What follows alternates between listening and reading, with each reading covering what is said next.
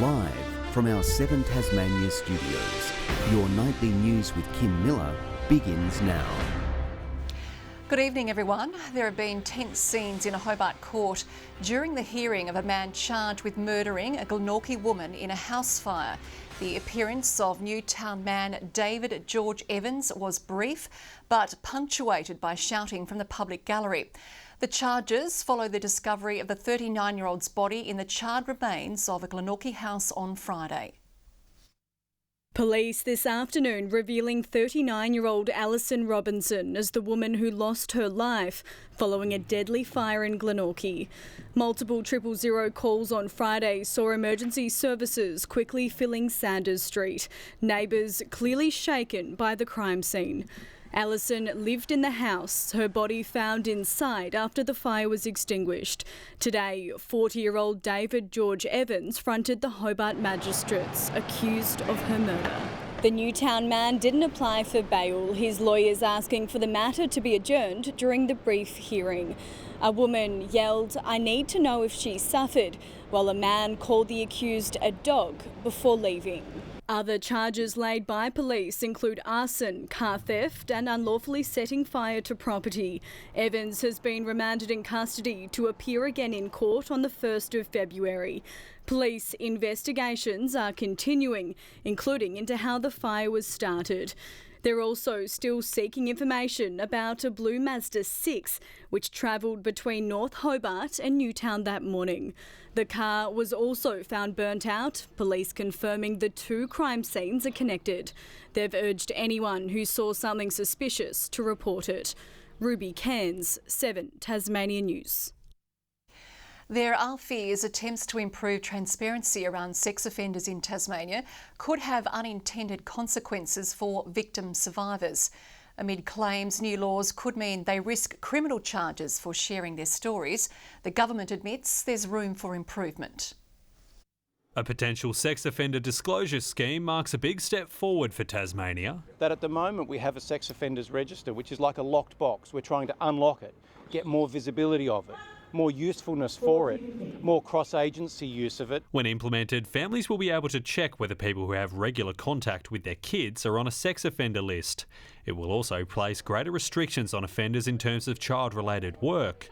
But draft sections aimed at preventing vigilantism have drawn criticism, labelled ambiguous, outlawing public conduct intended to, quote, create animosity against an offender. It's not very clear what the government means by that, and it has induced a lot of fear for victim survivors that I've spoken to and seen comments from around whether or not they might actually be targeted by abusers if they speak out. We have seen how important the voices of victim survivors are in fixing those broken systems. Why on earth, in the context of that work, would Felix Ellis be putting forward a bill that potentially could put a stop to all of that important work? Some claiming the laws should be shelved entirely. I mean, the pure fact of saying this person has been convicted as a pedophile, that could be construed as inciting animosity. Backing in their bill, the government admits the draft is ambiguous. I think that there's some confusion. It's draft and we're looking for feedback. We've had some feedback today.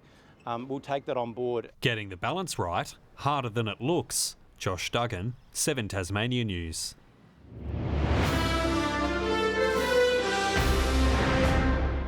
Social and government housing wait lists have reached record highs, with Tasmanians still struggling to get a roof over their heads. New figures from Homes Tasmania show there are 4,700 applicants on the wait list, with concerns some may be couch surfing or staying with friends. That number represents families with children. There are thousands of people waiting on that wait list while the government drags its feet. We've got a growing population and also a growing agenda for building more homes in Tasmania. We're building 10,000 additional social and affordable homes by 2032 and we're on target. Homes Tasmania says supply, soaring costs and low vacancy rates are still fuelling the queue, but it says a pipeline of more affordable housing is in the works, aimed at providing relief for Tasmanians in need. The union representing mental health nurses at an Eastern Shore wellbeing clinic has called foul on a decision to block industrial action. HACSU State Secretary Robbie Moore has lamented legal action by the Hobart clinic, stopping flyer distribution and badge wearing as a pay dispute drags on. 70% of staff voted against the most recent offer. The Hobart clinic was contacted for comment. A heartless thief has targeted a Launceston news agency, stealing a charity box designed to spread some Christmas cheer. The suspect caught in the act, with the entire incident captured on CCTV. Keeping an eye out for the perfect moment for a brazen crime.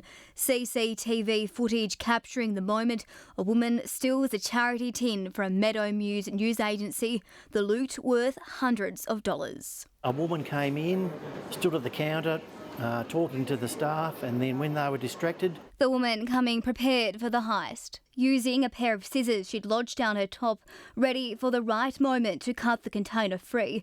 She then stows it in her bag. It's a pretty low act, very low act.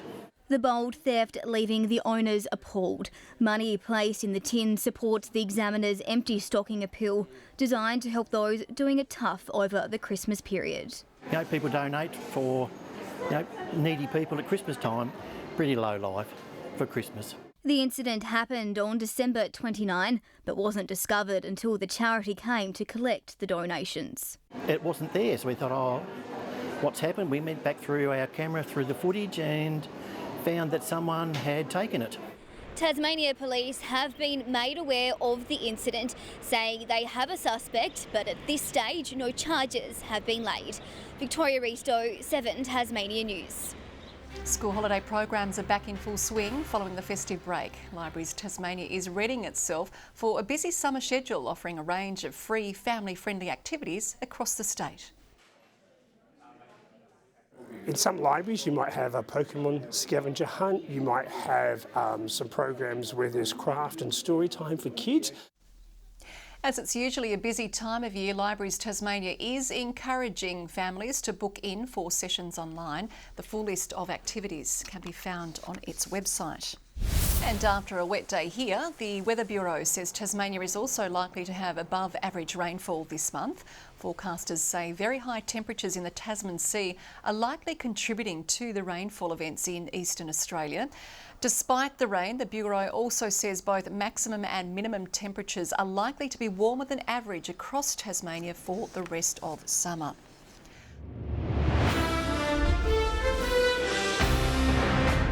Top seed Elisa Mertens is stamping her authority on the Hobart International early as she goes for a third Hobart Championship. A short time ago, the Belgian wrapping up a straight sets 6-2, 6-3 victory over 2022 Australian Open runner-up American Danielle Collins. She moves on to face Anna Schmedmalova next, who set the tone for the tournament, opening the centre court action this afternoon with a fight for the ages. After losing the first set 6-1, Slovakian Anna Schmedlova wasn't ready to bow out so early, deciding to make Camila Osorio work for every point. Oh, she's made it. Point of the match for sure. Losing ground to the Colombian again, but only temporarily. Anna Schmedlova says, I'm not done yet. Before another brilliant fight back from 5-1 down in the final set. Comeback complete. Grey skies over centre court, marking the official opening of the Hobart International today. The traditional weather worries only causing minimal disruption to play. We'd love to have a roof if we could. But look, I think that that's just one aspect. There's so many things that make this tournament great. A little bit of rain around it is okay. Sunshine or not, the players are making the most of their time here. I've done pretty much everything, I think, in Hobart while I've been here. I went to Bonnarong, I went to see the jack jumpers, prepping for a slam and getting ready. It's always really nice to be in a place that is supportive, that most of the time the weather is good, and that we're able to just relax. The world number 43 using the tournament to ease back into competition after a 2-month break from the game. It's obviously an Olympic year, so the schedule changes a little bit. You're trying to play twice as much so you can make sure you can secure the spot for Olympics, and yeah, there's just a lot more happening this year. So I think for myself, I just wanted to take a break because I knew that this year was going to be a tough and very long year. And Tasmania's bowlers of the year have been in fine form at Gala Week. Port Sorell's Cody Marshall and Amity Bickley teaming up at Beltana this afternoon to take an early lead in the mixed doubles final. A late fight back from local Tony, Vince and Invermay's Kim Saunders, not enough to stop Marshall and Bickley rolling away with the win. The Gala continues tomorrow with the triples. Good evening. Some interesting weather over the last 24 hours as the warm, sticky Sunday afternoon weather paved the way for an interesting day today. Hobart 17, Launceston 19, Devonport 23 and Burnie 22. The northwest with the warmer weather, and of course those things did cool down and the humidity dropped as the rain band passed. Strawn 23 degrees, King Island and Bushy Park 21, Flinders Island 20, Grove 18, St Helens and Friendly Beaches 17 today. Rainfall overnight to 9 a.m. included 52 millimetres at Mount Reid and 46 at Cradle Valley. And as this cloud moved over the state, the best rainfall since 9 a.m. today has been at Flinders Island, 17 millimetres, 14 millimetres today on Mount Victoria. The cloud also banking over the state of Victoria. Thunderstorms are active over inland Queensland and New South Wales and the Territory. Low cloud over coastal South Australia and WA. Tomorrow a low sits well to our southeast. Another area of low pressure is over most of Western Australia. A trough there along inland eastern states as well. The chilly and quite strong south-southeasterly winds will abate and tend more northeast to northwest in the afternoon at 10 to 20 knots, but light and variable inland.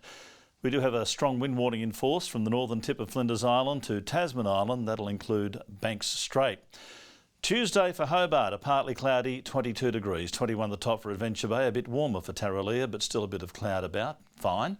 28 for Launceston, a sunny day, sunny for Devonport as well, 23 and 24 the high for Bridport. Burnie, a nice day as well, 22 the top, terrific in Strawn, sunny and 23, 23 for Marrawar as well. And in the east, the cloud will clear as that tail end of the cloud moves off over the Tasman. St Helens 22, 21 for Swansea, Whitemark a top of 23. On Wednesday, fine and partly cloudy, apart from a light shower over the west, sunny and 27 in Swansea. Conditions okay for most of the state on Thursday, Hobart 25, Launceston 28. More consistent cloud cover on Friday as temperatures reach into the high 20s, the east coast with most of the sun. Meanwhile, a sunny 31 in Perth tomorrow with the winds picking up, 25 for Adelaide and Melbourne. Showers forecast for Canberra, Sydney and Brisbane, a possible storm for Darwin. A little cloudy over Hobart, it's currently 16 degrees, 17 in Launceston, Devonport currently 17 as well. And Kim, you know you've had a pretty good winter, a pretty good Christmas and New Year period when you come back to work and your jacket's hardly fit. Well, I hope you are referring to yourself with that comment, Murph.